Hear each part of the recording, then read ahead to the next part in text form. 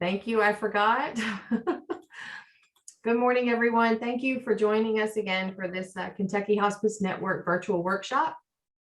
Again, before I introduce our speaker, we do want to cover a few housekeeping items related to CEUs because the process is just a little different for virtual workshops. There are 3 criteria to meet to receive CEUs for a virtual workshop. First, the only way to confirm you attended and stayed for the entire workshop is to ask you to verify your presence sometime near the end. This could come at any point in the second half of the presentation, so be sure to watch for that prompt. It will come to you as a chat message. When it comes, you'll be asked to say hello to all participants using the chat function. Be sure your chat box is set to send the message to everyone. We can only grant CEUs to those who respond to that prompt. Second, in a virtual setting, the only way to confirm you're here at the beginning is to check your display names. So please take a moment now to make sure your display name matches the name you gave us when you registered. If it doesn't, please change your display name.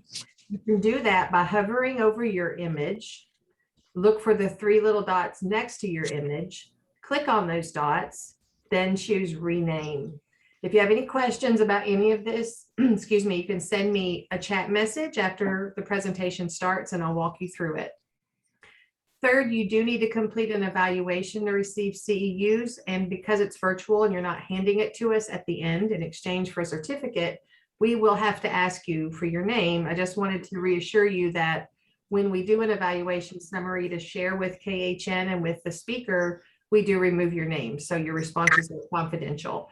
You will need to complete that online evaluation within 5 business days in order to receive CEUs, and you'll receive an email following today's workshop that does include the link and the deadline that you have to complete that by. When you meet these criteria, you'll receive your CEU certificate by email within about 2 weeks of the workshop, usually less. Appreciate your help complying with those KBN requirements for CEU providers. Our speaker, Dr. McPherson, is open to questions and encourages them. You can ask a question by unmuting yourself, or you can send it in the chat, whichever works best for you. Also, the quality of a virtual workshop is far better when we can see each other. So if you haven't already, please turn on your video. It's okay to turn it off for short periods if you need to stretch or snack, but it should be on most of the time to type in on my computer that way. Thank you. If Dr. McPherson happens to lose connection, please just stay online. She'll rejoin us within minutes if that happens. Now to introduce our speaker. Mary Lynn McPherson is Professor and Executive Director of Advanced Postgraduate Education and Palliative Care in the Department of Pharmacy Practice and Science at the University of Maryland School of Pharmacy in Baltimore. In addition to a PharmD degree, Dr. McPherson has a master's in Instructional Systems Development and a master's in Distance Education and e-learning. She has maintained a practice in both hospice, local and national, and ambulatory care her entire career. She's the Executive Program Director of the Online Doctor of Philosophy, Master of Science, and Graduate Certificate Program in Palliative Care at the University of Maryland, Baltimore. Dr. McPherson is particularly interested in the safe and effective use of medications in patients with a life-limiting illness, ranging from drug selection, deprescribing, and risk mitigation. Dr. McPherson developed one of the first and few palliative care pharmacy residencies in the U.S. She's won numerous awards for teaching and for her innovative practice in end-of-life care. She's published numerous articles, chapters, and 4 books, including the 2nd edition of the best-selling Demystifying Opioid Conversion Calculations, a guide for effective dosing. Dr. McPherson, welcome again virtually to Kentucky and to the Kentucky Hospice Network, and thank you for being with us today. Thank you so much, Brenna. It's a pleasure to be with you all again. I recognize a lot of names from 2 weeks ago. If you didn't catch part one of this 2-part series, I believe your administration should have the link. I uploaded the recording to the YouTube. Alrighty, so we talked about pain management last time. And today, for your entertainment pleasure, we're going to talk about non-pain symptom management and SBAR communication, which is something I feel so strongly about. All righty, let's jump in. Again, if you have a question or a comment, you're welcome to unmute and just jump on in. So let's get this party started. All righty, we're going to talk about non-pain symptom management. We're going to talk about the most common: constipation, nausea, vomiting, anxiety, depression, and delirium. We're going to talk about how to assess these symptoms, determine the pathogenesis, which drives therapy decision-making. And then the last thing we'll talk about, the last portion, is SBAR communication. So let's talk about a moving topic, constipation. I think this is everybody's prayer. Don't you? Happy as the patient and the PM who has a VM and the AM. I think we come into this world and go out of it wanting for a good bowel movement. So let's look at a case. Ms. Potts is a 57-year-old woman recently diagnosed with stage 3 colon cancer. She's status post-tumor resection and is discharged with an order for Oxy 5, acetaminophen 325, 1 to 2 Q4 is needed, so Percocet. Although her pain is pretty well controlled, she tells the community-based palliative care nurse that she's constipated with no bowel movement for 4 days, despite straining and associated abdominal pain. So we'll get back to Ms. Potts in a minute, but in the meantime, we all know what constipation is. We've all been constipated. It's a change, and we're talking about opioid-induced constipation here, when initiating opioid therapy from baseline bowel habits, defecation patterns, and what individuals would consider as abnormal that is characterized by any of the following. So it could be reduced frequency of spontaneous bowel movements as opposed to induced, much more straining, feeling like you didn't get the job done, and the stool is much harder. So any of those could reap us the definition of constipation. So what are some of the causes we see in our population? Well, everything to do with the disease on the left. So certainly being more immobile, reduced fluid and food intake could be due to the cancer or their underlying diagnosis, electrolyte abnormalities, pain. If it's painful to have a bowel movement like a fissure, that can influence things. And social issues like not having any privacy, for example. Everything on the right is drug induced. So certainly we're familiar with opioids causing constipation, but our patients take so many anticholinergic drugs. So this is going to be their antihistamines, antipsychotics, antidepressants, and so many other medications. Diuretics, don't forget, so we can make somebody so dry they get constipated. I'm always entertained by the one lonely little iron tablet somebody is taking per day. Maybe we could stop that. Calcium, antacids, and so forth. So how do opioids cause constipation? We see inhibition of peristalsis by the inhibition of acetylcholine. So we see an increase in the non-propulsive contractions of the smooth muscle, but yet we see a decrease in the propulsive movements. So what's happening is the stool is sitting in place, churning and churning and churning, getting harder and drier and harder and drier. So we see this inhibition of ion and fluid secretion. Interestingly, opioid-induced constipation happens sometimes within 5 minutes of taking a dose of an opioid. And we all know, everybody on this call knows, tolerance does not develop to opioid-induced constipation. So your assessment is to review the patient's medical history and presence of any disease affecting bowel functioning, assess their fluid and food intake, including the types and amounts, their hydration status, other meds, evaluate their activity level. What do they mean by constipation? I mean, that's actually a good place to start. I have taken care of people who say they would go 5 times a day on average. My mother used to go once a week. If she went twice a week, she said, oh my gosh, I've got diarrhea now. So most people are once a dayers, but you know, what's normal for that patient? And looking at when is the last time they moved their bowels, was it normal? Blood or mucus noted, any concurrent symptoms? Was it painful? And what have they tried? And I'm telling you, it could turn your hair white, couldn't it? Hearing patients say things that they have tried before. So even though I'm the drug girl, I'm very respectful of non-pharmacologic options. Now, increasing fluid is always a good idea. Fiber is a good idea for general garden variety constipation. If it's opioid-induced constipation, I wouldn't necessarily go down that road, and I would not use a psyllium product either. And increasing the fluid and even the physical activity, you have to consider the patient's capabilities once they're in our practice. You want to make sure they have privacy and comfort. Positioning is important. If you've never seen the squatty potty, That's what this picture is right here, but basically a squatty potty's got you in the position. You're locked and loaded and ready to rock and roll. And then sometimes people will tell you they have tried to manually disimpact themselves, which is not a good look, is it? So what about the drugs? Well, we've got the bulk former. So again, for garden variety, I'm getting older, not drinking very much, moving very much, constipation. The bulk forming laxatives are not a bad option. So psyllium, like Metamucil, methylcellulose, polycarbophil, or wheat dextrin. But again, if this is opioid-induced constipation, I would stay away from these medications. We have pretty good data that Docusate really does not do very much for us. As a matter of fact, we have many studies that show Senna plus Docusate does not work as well as plain Senna alone. So if you've got patients on Senna S, I would just switch them to plain Senna. It seems like the Docusate just kind of makes everything kind of a hot mess and really does not help the situation.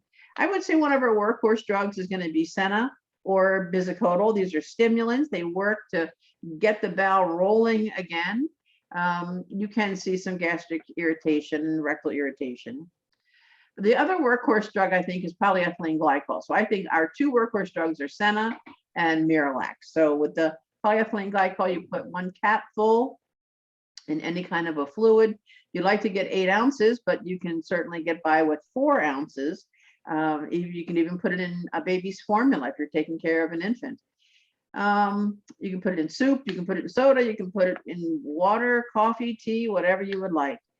I do like to look for a twofer. So if somebody has hepatic encephalopathy and they're constipated, lactulose or sorbitol would be a good bet because it's going to help with both. Glycerin it's a rectal formulation. It's very benign. I think it's more the rectal manipulation that's causing the bowel movement at that point. And then we have the magnesium girls. We got mag citrate, mag hydroxide, and magnesium sulfate.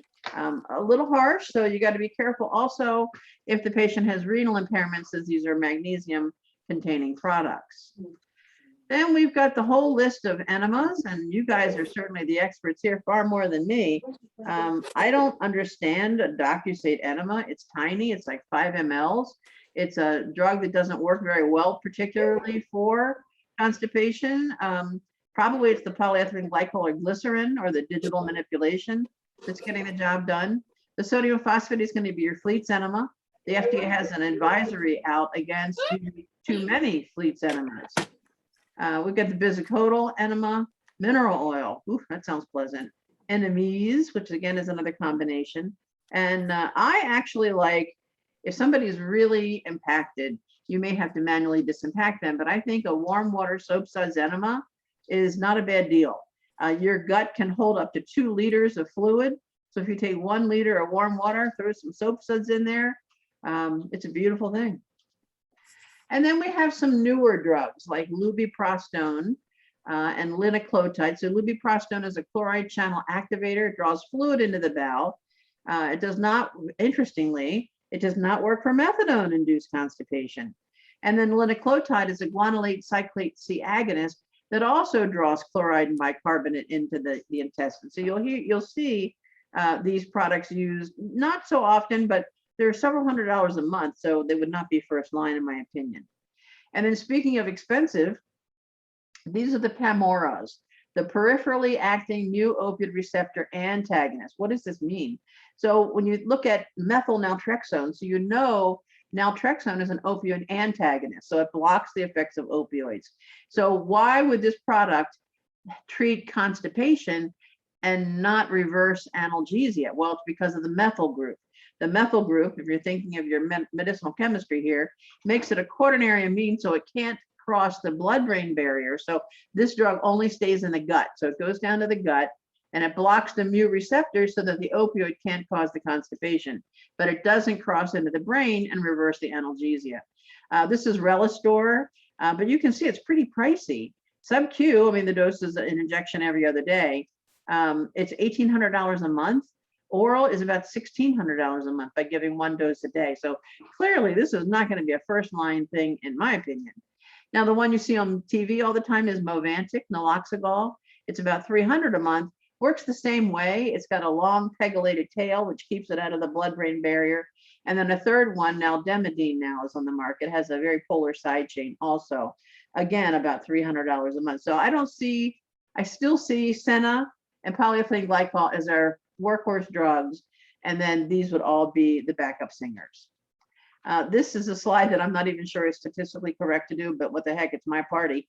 So I looked at the most expensive drugs and I looked at the number needed to treat. In other words, how many patients do you need to treat before one of them will have an extra spontaneous bowel movement per week? So if you look at Amitiza, which is lubiprostone, you have to treat 13 people at $360 a month. So for one person to meet that therapeutic endpoint, so you got to spend $5 grand for one person to have that one extra bowel movement, all the way down to naldehyde. So you can see, my point here is, if you choose to use one of these expensive drugs, make sure you pay attention to see if they're working or not, because if they're not getting the job done, then you need to make a decision and move on right away. All righty, so I'm going to give you a second to think about this. Poor Ms. Potts, what do you want to do with her? She still had the bowel movement for 4 days. Do you want to increase the Docusate to 6? Stop the Docusate and start Senna 2 tabs a day, start the naloxegol or Adafleet's enema? What do you think? B. B. You got to vote for B, several votes for B. Good, exactly right. So more Docusate is not going to fix it. It's not a great choice. It's not going to get things moving along. Certainly naloxegol would be an appropriate choice, but it's very expensive, so it would not be a first line choice. And nobody wants daily Fleet's enemas, I don't think. Any questions on constipation? Well, I think hospice people could do constipation lectures in a near coma. Let's go on to nausea and vomiting. We have a 69-year-old female with a past medical history of hypertension, diabetes, stage 4 ovarian cancer with mets to the abdominal wall, and a recent hospitalization for a UTI, who presents with worsening abdominal pain and nausea and vomiting for 5 days. Per the patient, she has been very constipated. After taking a cocktail of laxatives, she developed diarrhea and subsequently dehydration, which prompted her to seek medical attention. A CT of her abdomen and pelvis revealed disease progression, but no evidence of bowel obstruction, and palliative care is now being consulted to help with the pain and the nausea. Here are her home medications: Norvasc, amlodipine, Docusate, ibuprofen, metformin, multivitamin, ondansetron for the nausea, oxycodone 5 or 10 for moderate or severe pain. So again, like constipation, we all know what nausea is. Nausea is feeling like you want to throw up, and it could be accompanied by abdominal discomfort, sweating, or tachycardia. It can be acute, anticipatory, delayed, or chronic. And then vomiting is actually doing the deed. It's ejecting gastric contents through your mouth. And then retching is that spasmodic moving, but you don't get vomiting with it. So what do we know about nausea and vomiting in our patient population? Up to 71% of palliative care patients will develop nausea and vomiting. 40% will have these symptoms in the last 6 weeks. 20 to 30% of advanced cancer patients have nausea, 70% in the last week, 33% of end-stage renal. So in other words, we are no stranger to nausea and vomiting. But here's the kicker. I think nausea is as or more complicated than pain management. So I think you really have to put on your detective hat and figure out what's cooking with the patient with nausea. And the complications are pretty significant: dehydration, metabolic, malnutrition, aspiration, and esophageal tears.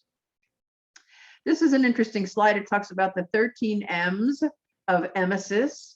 So the causes of nausea and vomiting: above the neck, it could be a mass, meningeal irritation, a migraine, or movement, so vestibular.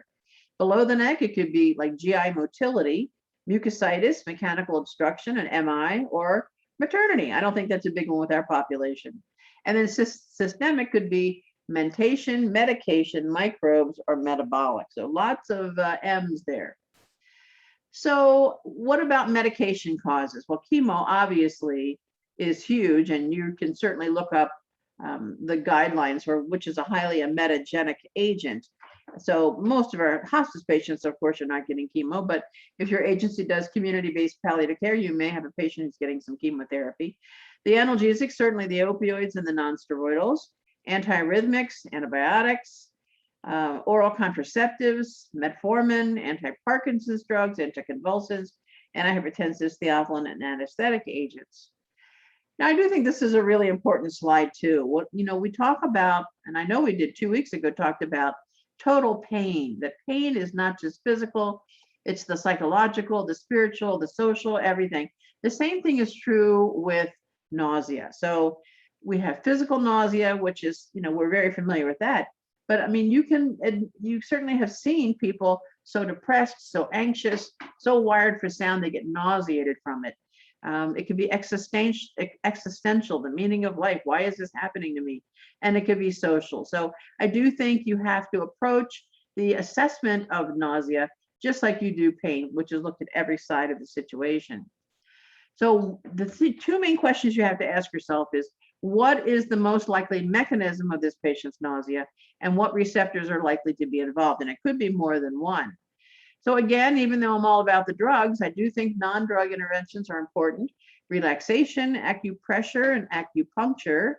I will say, please, please, please do not order the compounded ABH or ABHR gel to put on the inner wrist, the Ativan, Haldol, Reglan, and Benadryl. None of those drugs get absorbed, and there's very good data showing it doesn't make any difference at all. So please don't use that. If you really are interested in, the rubbing on of the wrist, get the C-bands, and the acupressure may help you out there. Some people get nauseated from very strong foods or odors. And also we want to promote good oral care, offer clear liquids, tell them to sip slowly, don't gulp, and small meals. Sometimes cold, bland meals are better tolerated. But then when you look at the drugs on the right-hand side, we have a lot to pick from. And my little chickens, ondansetron, Zofran is not the answer to everything, absolutely.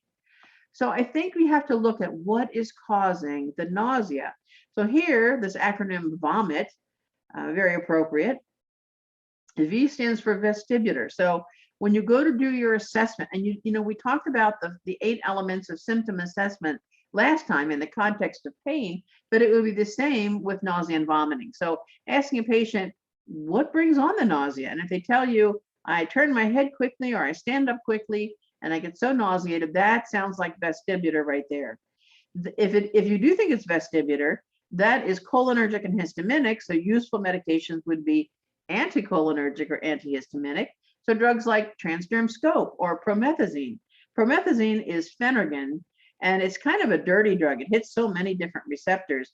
And I think its main mechanism in treating nausea is to knock you out. But if I'm really nauseated with the flu, I'm okay being knocked out. The O from vomit is obstruction. So, what are you going to do? If it's a partial obstruction, you can use a laxative. If it's a complete obstruction, I would not use a stimulant laxative.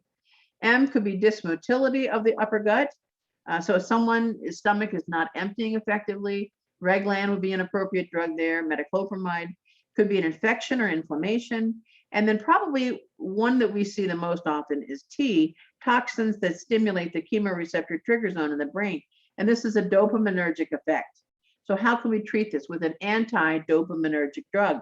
And my favorites, certainly prochlorperazine is compazine, but my favorites are Haldol. Certainly not, you can use ondansetron, it's got a little bit of a serotonergic effect, but the other one I like is olanzapine, which is Zyprexa. And now that's available as a generic. There was a lovely study looking at garden variety nausea in cancer patients. And they gave them 5 milligrams of olanzapine at bedtime, and that fixed the nausea in like 95% of the cases. So it's the same mechanism of Haldol by blocking the dopamine. So keep that in mind. Haldol is 4 times the potency of compazine for nausea, which is why I would prefer Haldol. So back at the ranch with our 69-year-old with hypertension, diabetes, ovarian cancer, constipated, she took laxatives, got diarrhea, she has disease progression, she's very nauseated. What would you do with her? What are your thoughts? And I'll have a multiple choice question. What do you think?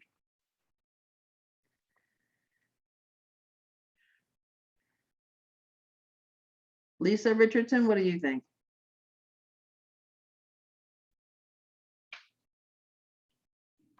I don't know. I'm just reading it. Well, she's on an opioid. So that's one cause, potentially. She's not obstructed. How can you tell somebody's obstructed? Probably just vomiting. And Could be vomiting looks like stool. What would you hear on auscultation of the gut if somebody was obstructed? No bowel sounds. Right, you would hear nothing. Mhm. So an impending obstruction sounds like those high-pitched tinkling sounds like an orchestra tuning up. Mhm. So, and if somebody's having bowel movements, they're not obstructed because things are moving through. But that's an important consideration. So if this is opioid induced, of course, now she's got the diarrhea from all those drugs, I would consider using Haldol or olanzapine. Mhm. Any comments or questions on the nausea vomiting portion? Quiet crew today. All righty. Let's talk about anxiety. Mary Ellen is a 68-year-old admitted to hospice with end-stage lung cancer. Her physical symptoms are managed, but she tells the admission nurse, I am simply terrified. I've done some things in my life I'm not proud of. I think I'm going to hell when I die. I don't want to spend eternity paying for my sins. Wow, no issues there, huh? She was raised a strict Catholic, and she tells you she is constantly nervous and on edge, and she simply cannot stop worrying about this. She can't relax, and frankly, she is terrified. So everybody has had anxiety. I think half the world is anxious. I swear to goodness. It's a state of apprehension and fear resulting from the perception of a current or future threat to oneself. The term is used to describe a symptom and a variety of psychiatric disorders in which anxiety is a salient symptom. We see anxiety in 25% of cancer patients versus, and also we can see 3% have generalized anxiety disorder. We can see it in about half of heart failure and COPD patients, with about 10% having generalized anxiety disorder. I know when I've given this lecture before, like a whole lecture on neurologic symptoms in end-of-life care, and I had people do the anxiety screening tool. Everybody screened positive for anxiety at one point or another. So why would our patients be anxious? Well, it could be the situation they're in. They were recently diagnosed with something awful. They're worried about having surgery or chemo or radiation. They're afraid they're going to get even worse news. They're afraid they're going to die. It could be related to symptoms such as pain, like is the pain going to come back? Is it going to be worse? Dyspnea is very anxiety inducing. Palpitations or the nausea. And then we could have metabolic disturbances as shown on the right hand also. Drug induced, lots of drugs can cause anxiety. So akathisia due to the antipsychotic drugs. So that akathisia is like that motor movement, go, go, go. Steroids, I do love the steroids, but often they can cause anxiety. Bronchodilators, psychostimulants, thyroid, it could be an allergic reaction or substance withdrawal. And then we have frank psychiatric disorders as shown on the right. So these are some of the screening tools that we have. So just asking patient, do you feel nervous, anxious, or on edge? Not being able to control or stop worrying, how often that's happening.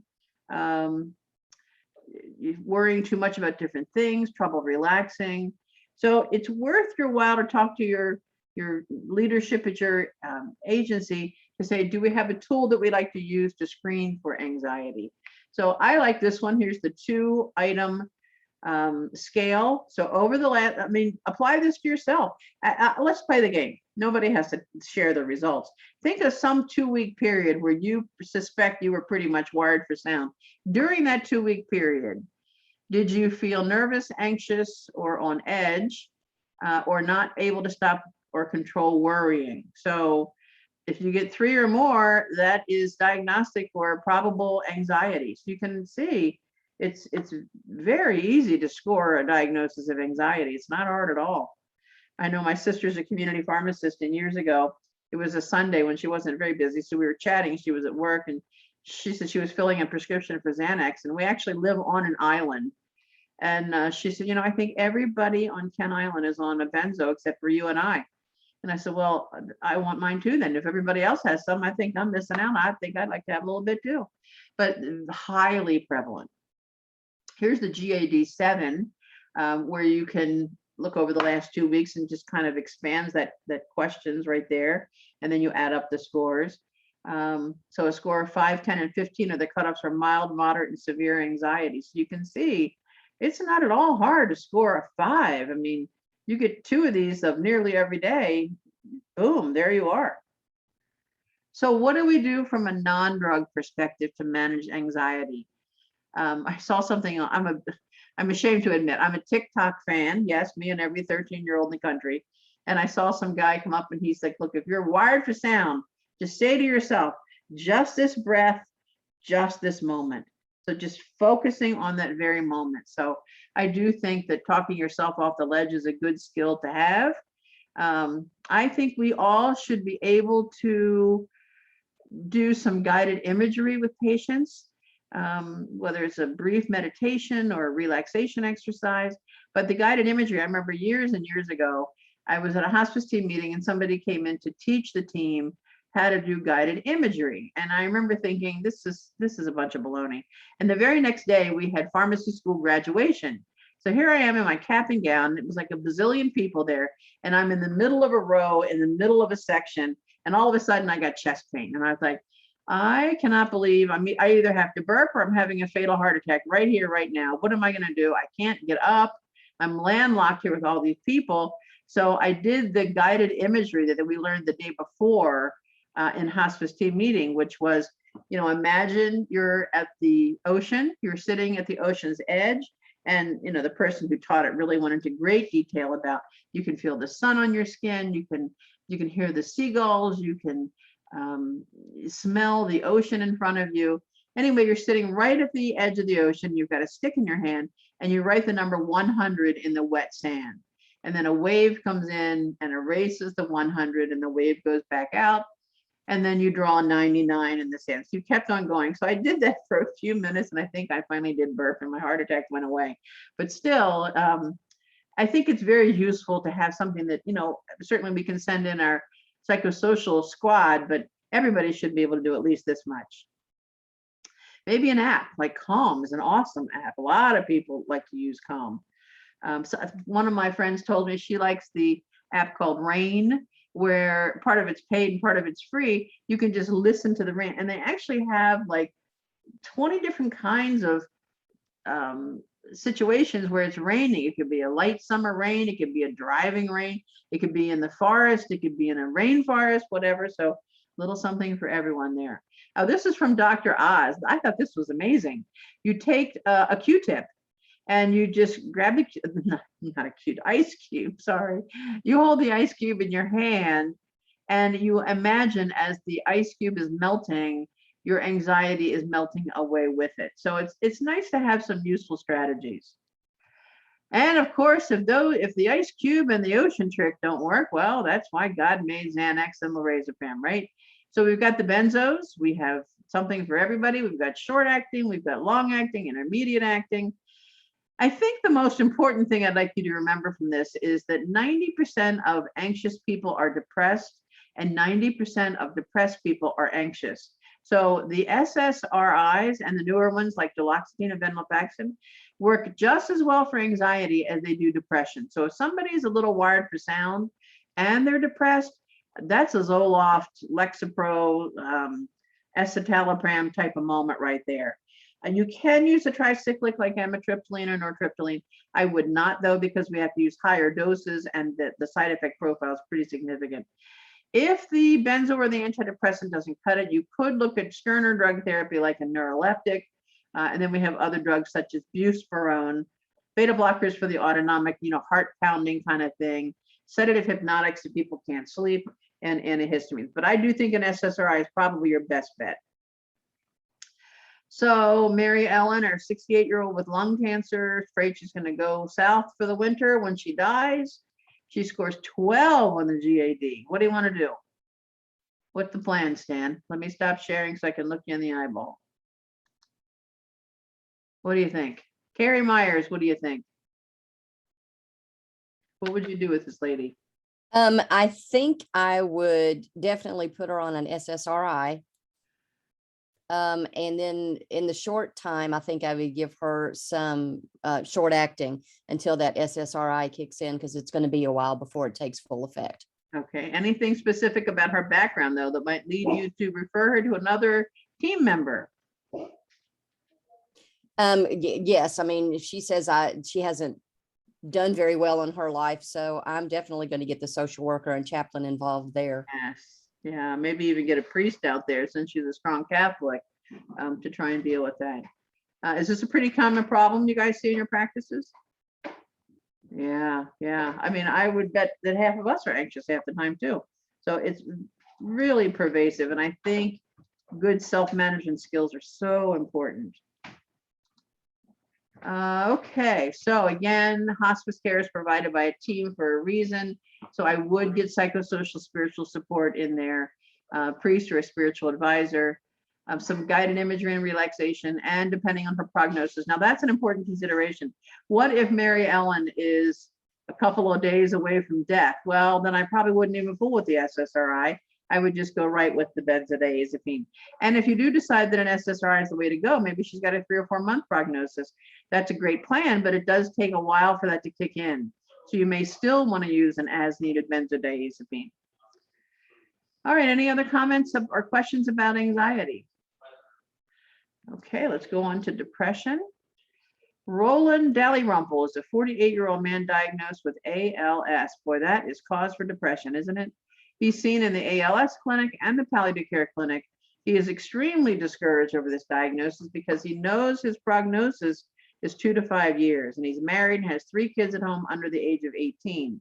He's worried about the fate of his family when he dies. He's the primary moneymaker, and his wife has limited marketable skills. So is he depressed, anxious, or just discouraged? Well, 1 in 4 palliative care patients have depression, especially when they have metastatic cancer. This is pervasive. And I have had so many physicians say to me, of course they're depressed, they're dying. Well, just because we understand it doesn't mean we shouldn't treat it.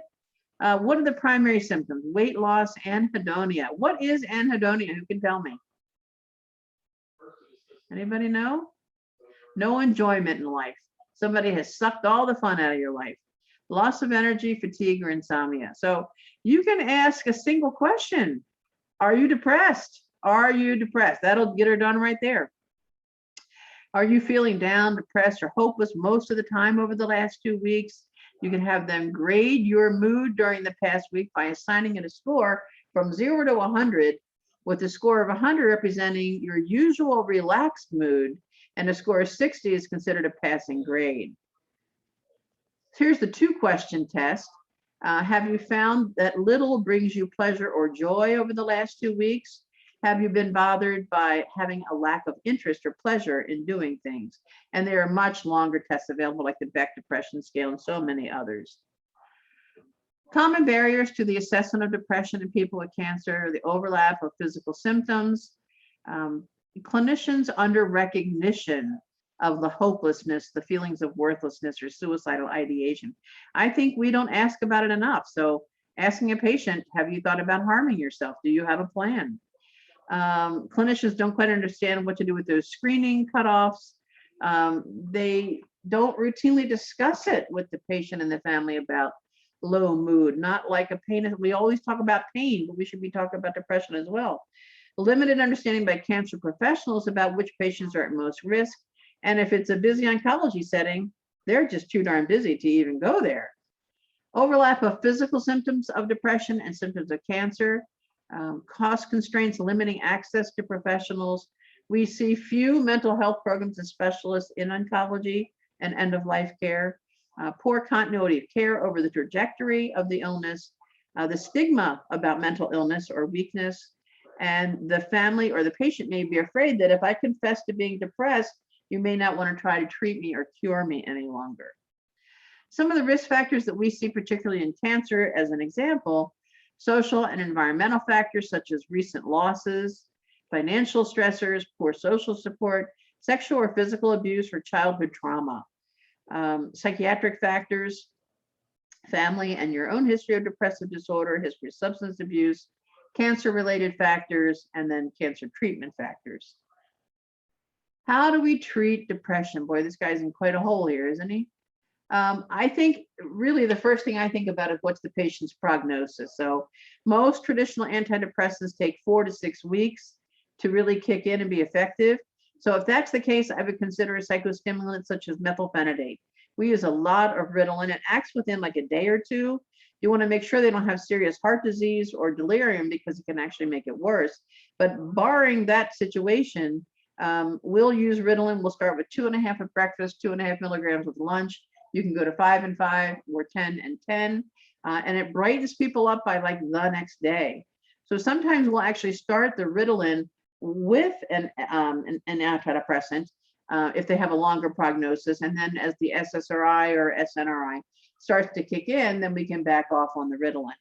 So you always want to consider comorbid conditions like, do they have insomnia? If they do, maybe pick an antidepressant that's more sedating and give it at bedtime. Do they have neuropathic pain? Well, the SSRIs like Zoloft and Prozac won't help neuropathic pain, but the SNRIs like Cymbalta or venlafaxine will. Do they have a poor appetite, which will help, which will kill their appetite? Have you tried an antidepressant in the past? Did it work? And even your family, anybody in your family take an antidepressant? Because if you got a favorable response, that may be a good thing to go back to. And always, of course, consider the drug interactions. So the SSRIs, I would start at a low dose and titrate to the minimum effective. I'd say the biggest side effect you have to worry about is nausea, but they can cause QT prolongation, which is part of the cardiac cycle and can cause the fatal arrhythmia called torsade de pointe. We can see sexual dysfunction, headache, and of course the nausea and diarrhea. Fluoxetine, Prozac, is associated with emotional activation. It can actually make the anxiety worse. Paxil, paroxetine, can be sedating and lead to withdrawal with missed doses. So if you're going to use Paxil, give it at bedtime.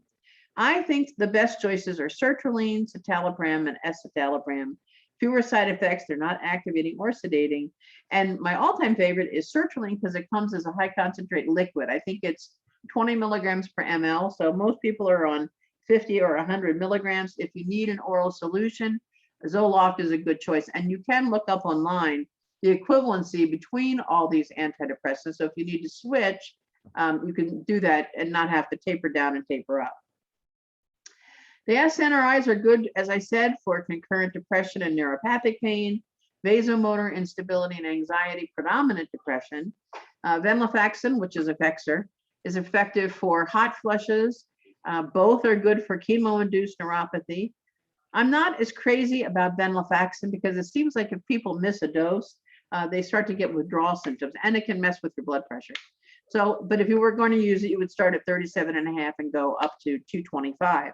I prefer Cymbalta. I would start at 30 because of the nausea, then kick it up to 60 once a day. It is approved for up to 120 a day, but there's no additional benefit beyond 60 milligrams once a day. The tricyclics, as I said, you can use, they're very cost effective, but they have a lot of toxicity. So we generally do not use these. This is the amitriptyline or tryptyline dizipramine. We generally don't use those. And then we have Remeron, mirtazapine, which helps with insomnia, poor appetite, nausea, and nerve pain. What a dealio. So what are you going to do for Ronald? I want everybody to type into the chat box. I'll give you a minute.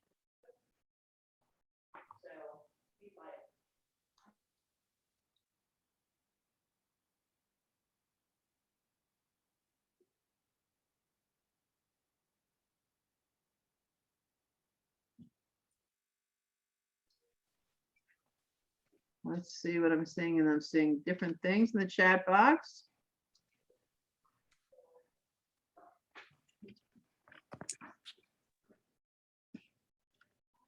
All righty, so I'm seeing a lot of B's roll by, and I agree. And the clue here is his prognosis is 2 to 3 weeks, so he doesn't have long here. Good job. Any questions about depression before we roll on? You're being very quiet today. Here, let me stop sharing so I can look at you. Questions? Anybody got a question? Come on, somebody hit me with one. Ashley Arnold, any questions from you? She's like, oh, dang, no, I just looked down. I don't think so yet. Okay, okay. Jonathan Grizzle? No questions, just trying to keep up. Okay, all righty. Let's I go have a back. question. Oh, please, yeah.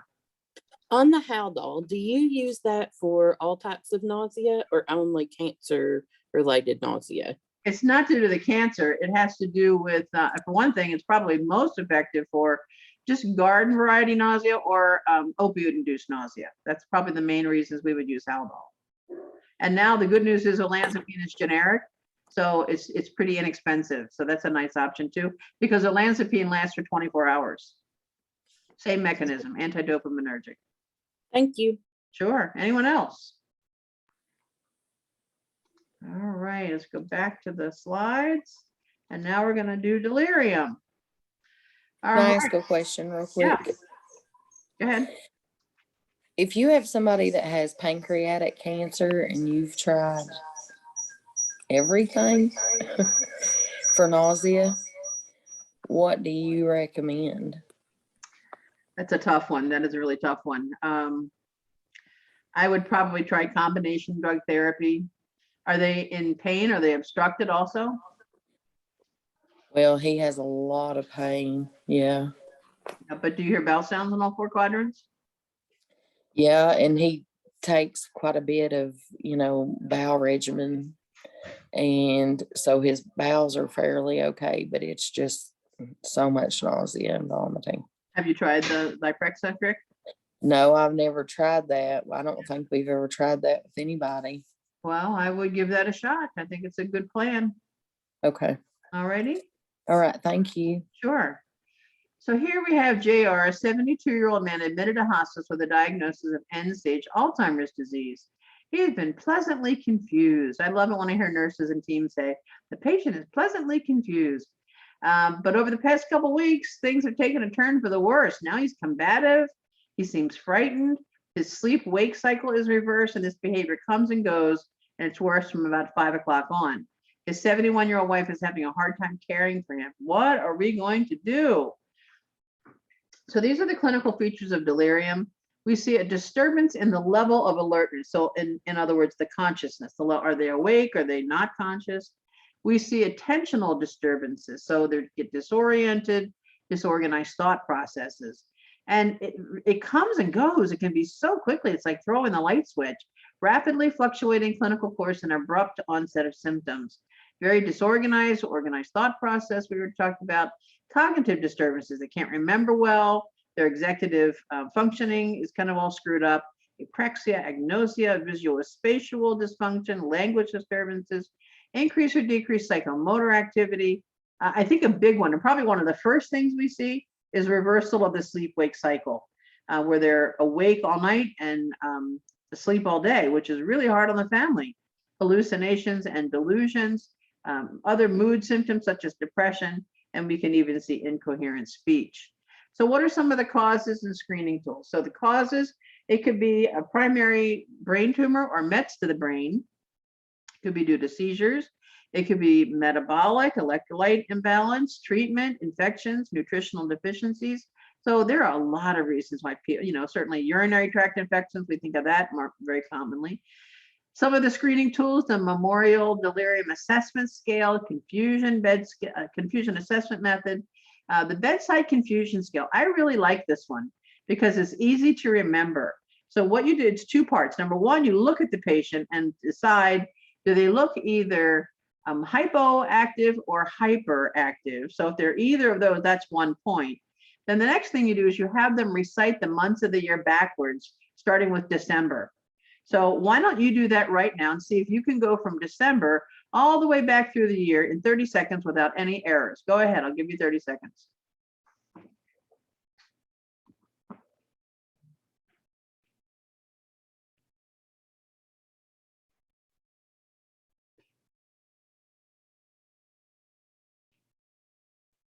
Okay, anybody delirious that need to be excused and go home and take a nap right now? Is everybody cooking with gas? So that's a nice one that you can do. Again, let's talk about the non-drug. And, I got to tell you, you have to admit, certainly, unless you've been off the planet, the last 5 years, people have really, said we should not be using drugs to treat delirium, which makes it especially challenging for us. So what can we do from a non-drug perspective? For one thing, stopping drugs that the patient doesn't need, because drugs can often worsen delirium. I think a lot of times people who are nonverbal have physical discomfort, and they cannot adequately tell you about their pain. So what do? Like a cornered animal, they act out, they push people away, they might try to throat punch the nurse in the nursing home. Good sleep hygiene, monitor for electrolyte and fluid disturbances, nutritional deficiencies, sensory deficits. So put on your glasses, put in your hearing aids. Encourage mobilization, bowel and bladder functioning. I think the best tip I ever heard from that was a hospice nurse told me one time, tell Alexa to tell the patient, it's been 2 hours, go pee, grandpa. I love that. If you want to see a really cute clip, Google on YouTube, the senior citizen version of Alexa. It's hilarious. Reorient the patient frequently, use an orientation board, and encourage cognitively stimulating activities. So what do you do if, that's fine, but nobody can afford to have a sitter there with the patient 24/7? What are you going to do? Well, actually, my favorite is the fourth on the list, which is valproic acid. I would try that before I would try an antipsychotic. I would go with 250 BID to start, and you can go up to 500 3 times a day. Sometimes melatonin will help at bedtime. I'm a big fan of the melatonin strawberry flavored gummies. I think they're pretty awesome. They're 5 milligrams each. Then, of course, we do still use the antipsychotics, but you've got to be careful because they have a black box warning about the increased risk of death and stroke. So you do have to be careful. And also, I'd be really, really careful with the benzodiazepines like Ativan, because that can make the delirium worse and precipitate withdrawal syndromes. So what are we going to do about JR? Who wants to recommend a plan of attack here? May I ask you one quick question about the melatonin? Yeah. Do you find that a lot of people complain of having nightmares or vivid dreams when they use melatonin? Not really. It's pretty benign. It's really benign. I have not. Have you heard that? Yeah, a few patients. Okay. Well, you can always do the old D challenge test, take away the melatonin, see if it still happens. If it still happens despite taking away the melatonin, then it was not the drug. All right, so for this guy, even starting with the sleep-wake cycle, try your best to keep him awake during the day so he'll sleep at night. Good luck with that. Rule out physical discomfort, all the things that we can reverse. Make sure it's not a urinary tract infection. Then I would consider probably melatonin first line, and then I probably would add on valproic acid. So the key takeaways from the first part of our presentation today are patients with a serious or advanced illness experience many symptoms, including pain and non-pain symptoms. This certainly increases the burden on the patient and the family, increasing discomfort and suffering. I do think these neuropsychiatric symptoms can be frightening for everybody, the patient, the family, and always consider non-drug interventions before drug interventions. Any questions on the first half of this presentation? Well, it's more than a half. We only have a half an hour left.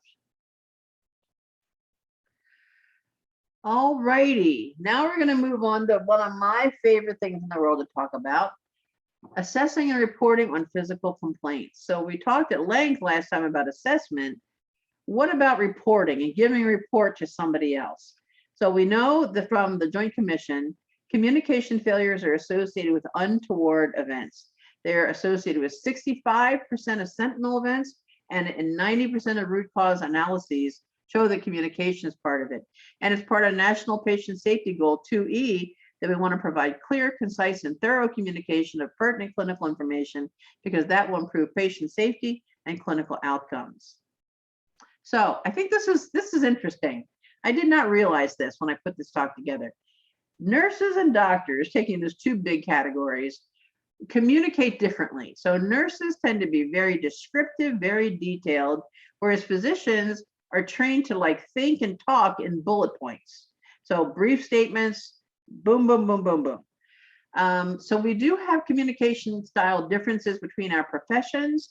It could be a gender issue, a cultural difference, prior relationships, a hierarchical thing, and what past experiences you've had. So let me show you this clip and take note of what makes you nuts here.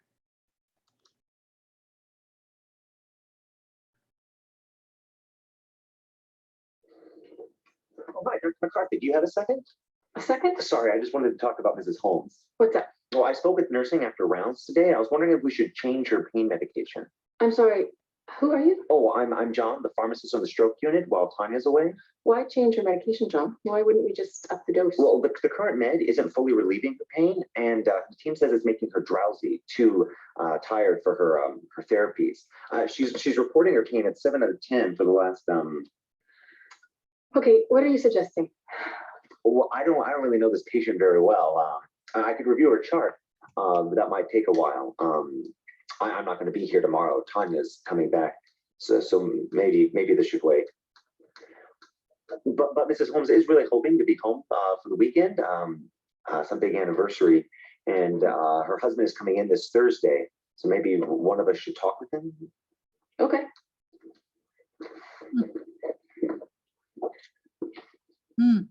So, what do you think about that?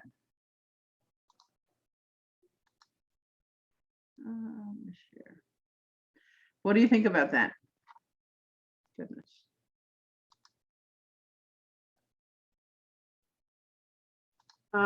There was a lot of problems. He certainly is not using SBAR.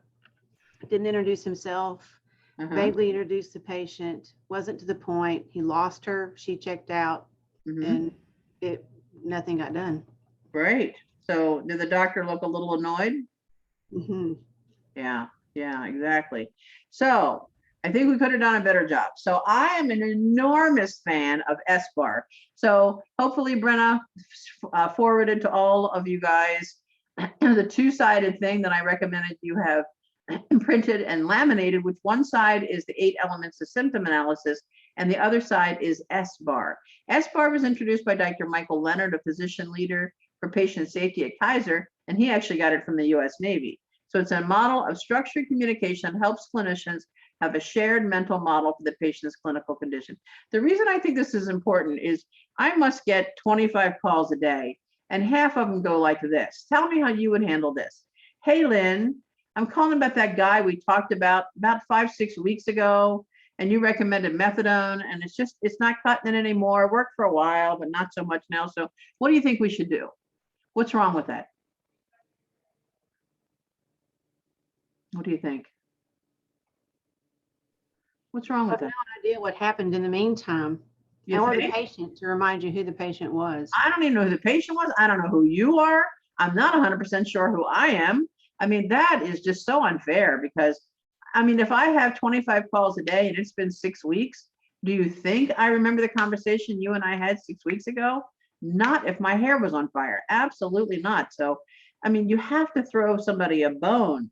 So SBAR stands for Situation Background Assessment and Recommendation. So situation is, here's the problem. Background is, let me tell you about the problem. Assessment is, here's what I think's going on, and it's no shame in saying I got nothing. And then recommendation is, this is what I think we should do, and you may not know that either. All right, so before you pick up the phone to call your physician or me or your team leader or your colleague or whoever it may be, get your ducks in a row. Assess the patient, review the chart, make sure you have all the relevant clinical information. That makes me insane. When a nurse will call me and I'll say, well, what are they taking for breakthrough? Oh, I don't know. I just shut down my computer. Hold on while I fire it back up. Really? Or I'll say, here's my all-time favorite. Tell me about the pain. What do you mean? Where is the pain? Oh, I don't know. Let me go ask. Girl, you picked up the phone to ask me about to have a meaningful conversation about the patient's pain, and you don't even know where the boo-boo is. What's with that? What is with that? So know their admitting diagnosis, when they're admitted, their age. That's important to me. If I don't get an age and an admitting diagnosis, I cannot filter the information that's coming my way. That's really important to me. I don't care about their race, their religion. I don't care about any of that. I just need to know how old they are and what's wrong with them. Maybe current meds and lab results. So S, state what is happening at the present time that has warranted the SBAR communication. So you introduce yourself, your title. I mean, if it's somebody outside of your agency, certainly to identify that. I'm calling about Mr. Smith. I'm calling because Mr. Smith is in pain. This is Lynn, the hospice nurse, for example. So here's an example. This is from my clinic. Hello, this is Lynn McPherson, the clinical pharmacist at University Ambulatory Care. I'm calling about your patient, Mr. Jones, who is experiencing increased pain in his feet. The background, what has led up to this situation? Put it in context. So the admitting diagnosis, their age, the date of admission. What is the scoop? Are you talking about pain or depression or anxiety? Do the symptom analysis and tell us what has happened so far. You may need to include medications, which are important for me if you're calling for me for a drug advice. And then if you're talking about a symptom, you want to do the 8 elements of symptom analysis. So for example, I would continue this conversation with Mr. Jones is a 72-year-old man with an 18-year history of type 2 diabetes. He also has a history of depression and hypertension. His A1C has fallen from 9.2 to 7.8 with the addition of sitagliptin to his regimen of metformin and glipizide. He continues to complain of pain in both feet on the bottoms and the tops. He complains of numbness and tingling in his feet and occasional burning. On physical exam, he shows decreased sensation of monofilament testing, ankle and knee jerks, decreased 2-point discrimination, and vibratory sensation. He rates the pain as a best of 4, a worst of 8, and an average of 6. The pain prevents him from getting a good night's rest. On his last visit, he wanted to try ibuprofen. Unsurprisingly, this did not help reduce the pain. Then you come to your assessment, what you think is going on. I believe the patient is experiencing whatever, or I don't know what's causing this. So I believe Mr. Jones is experiencing painful diabetic neuropathy in both feet. Then you come to the R, the recommendation, what action you would like to occur. I believe the patient should be referred. I think we should start an antibiotic. I think we should change the analgesics, whatever. I recommend we discontinue the ibuprofen and begin an agent shown to be effective in treating painful diabetic neuropathy. Mr. Jones tells me he would also welcome a therapeutic intervention for his depression. So I recommend we begin duloxetine, 20 milligrams a day, Cymbalta, which will likely be beneficial for both the depression and the neuropathic pain. We can titrate the duloxetine to 60 over the next week or two. What do you think of this plan? So let's try it again with pharmacist John. Let's see if he's learned anything here.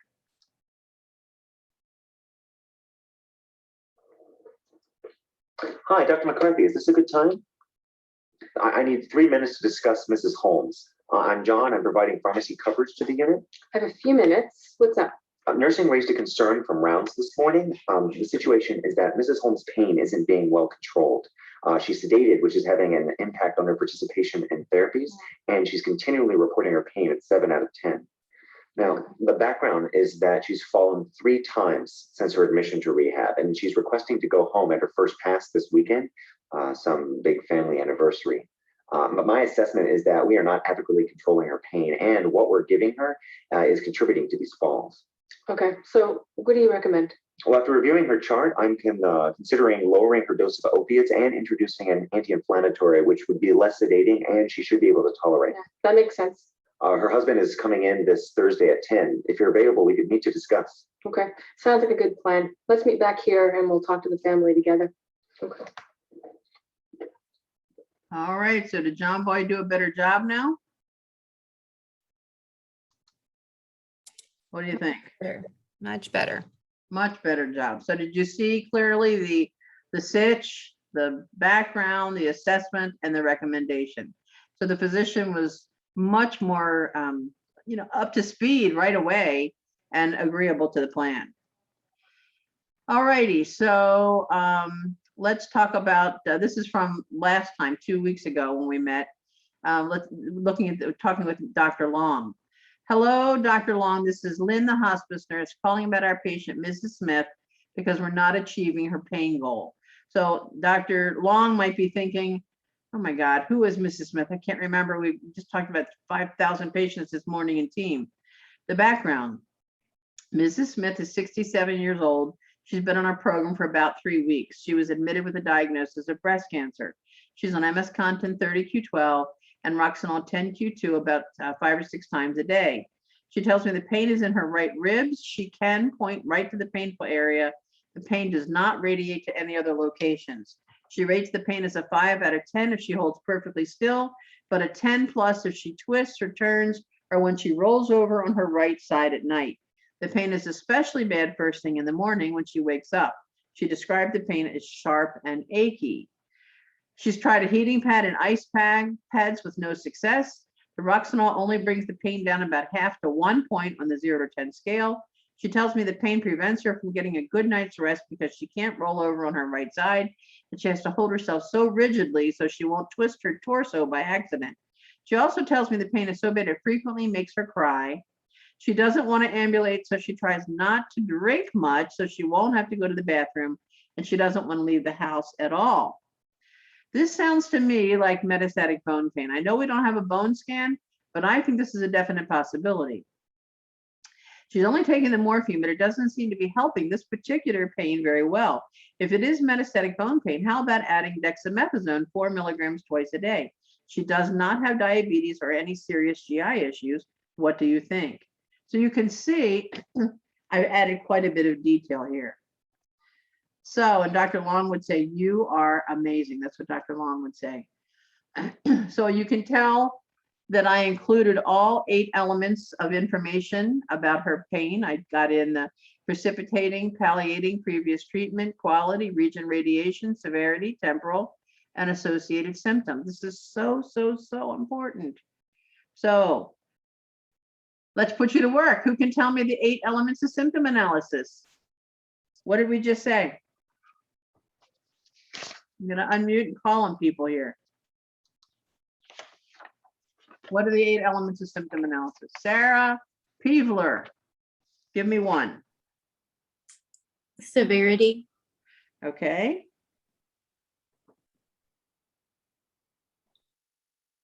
How about Tammy Moore?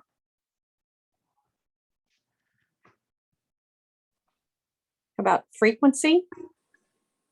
Frequency. So that's going to be temporal. Like, is it there all the time? Does it come and go? Good. Right. Let's go to the next page. See who's lurking over here. How about Pam Whitehouse?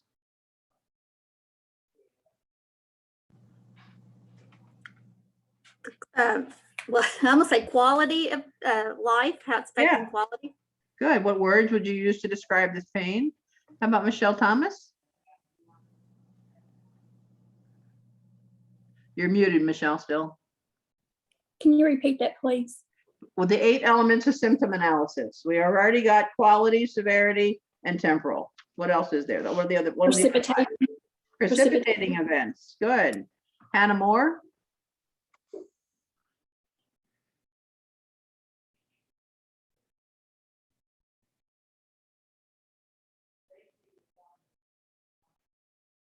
Hannah, you're still muted.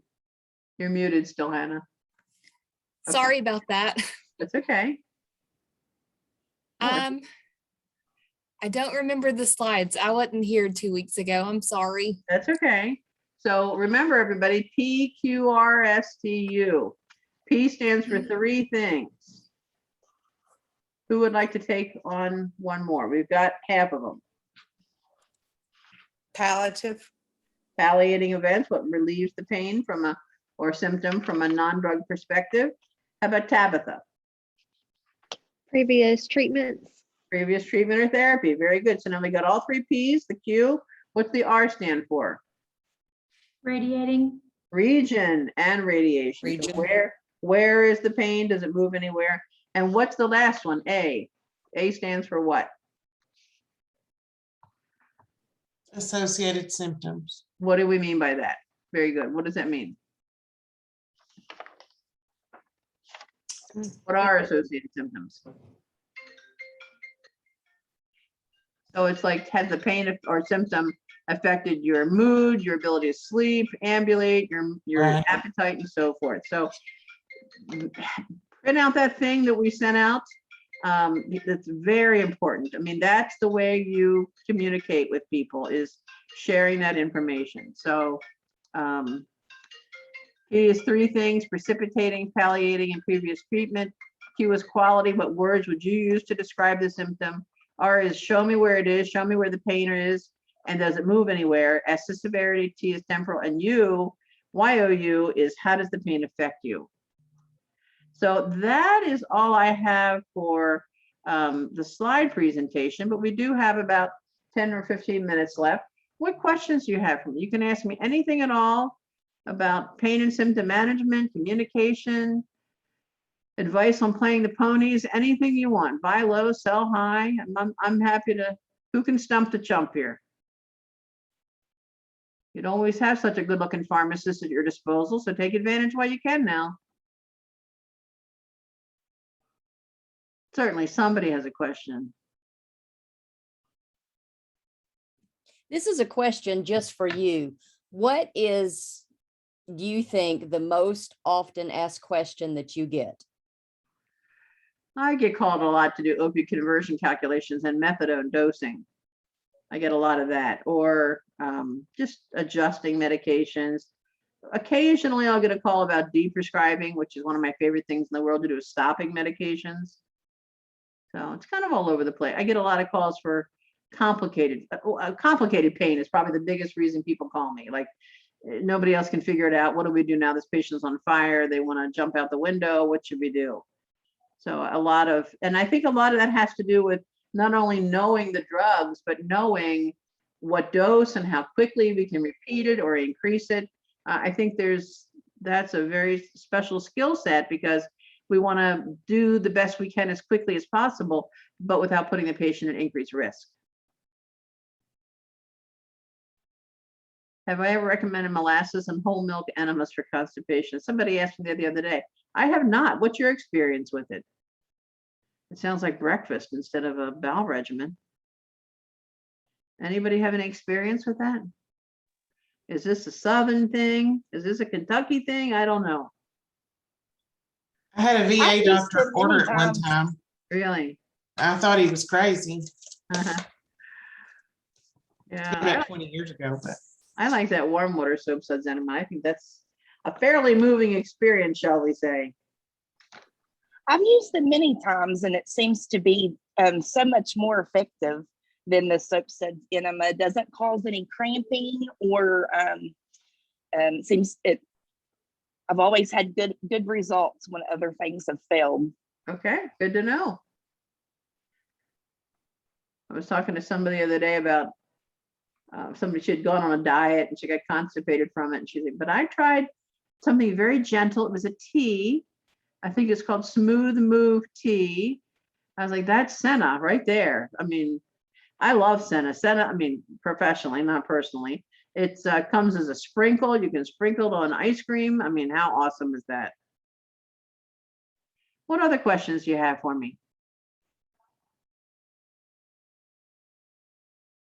Rachel Reed, you got a question for me? You're muted. You're muted, honey. Got it. No, I don't think there is really any questions. I mean, you've done a great job. I think I was really intrigued by when you talked about the bedside confusion scale. That is something that I work in admissions, and so we can get them admitted, but we don't see them over the course of time. So I think that's something that's very interesting, especially when you have a patient who, we've been told by family, by doctors that we're getting referrals on, is pleasantly confused. And I think that would be a really neat tool for us to utilize too. I thought that was cool. Good. Yeah, I think that's probably one of the biggest educational deficits that I see among hospice nurses, is not using validated instruments, whether it's for anxiety, depression, delirium, pain, nausea. So I think you need to be familiar with these assessment tools and keep them in your quote toolbox in your nursing bag. Because can you imagine being at team meeting or calling your physician and saying, I'm calling about, and using SBAR communication and running through all 8 elements of symptom analysis with an assessment and a recommendation? They would become incontinent with excitement. They would be so excited that you did that. So I really think that's an important skill to bring to the table. Other questions?